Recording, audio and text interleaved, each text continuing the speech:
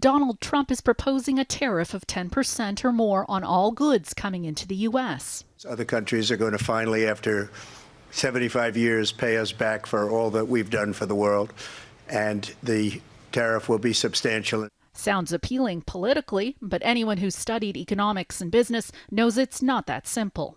A new report by the Canadian Chamber of Commerce estimates the real cost of such a policy move. If no one retaliates, then I estimate that Canada's economy might shrink by about 0.9 to 1%.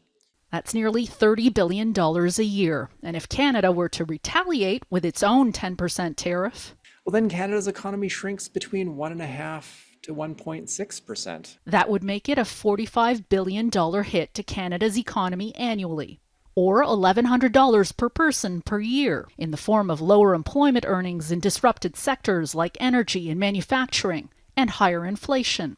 It would hurt the U.S. too, costing some $125 billion a year. It goes in the direction of being a net negative for Canada.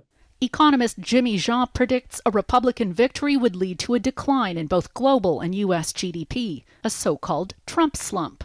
In his view, Canada can avoid a recession unless Trump makes good on threats to up that import tariff to 20%. A recession would be very much on the table, presumably if Trump were to be elected. There's been a turn towards protectionist policies by some notable American politicians from Trump's term as well as Biden's.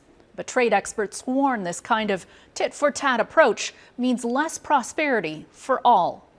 Ann Gaviola, Global News, Toronto.